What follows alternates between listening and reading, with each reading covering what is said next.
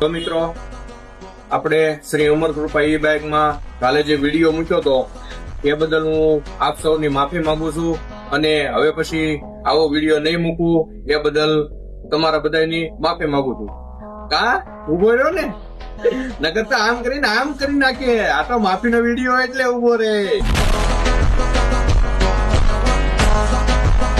તો તમે ઉભા જ રહેશો તો હવે જોતા જાઓ. આપણે ઘણા મોડેલ આવ્યા છે અત્યારે, ટોકે ઉતાર્યો છે, જોઈ લો.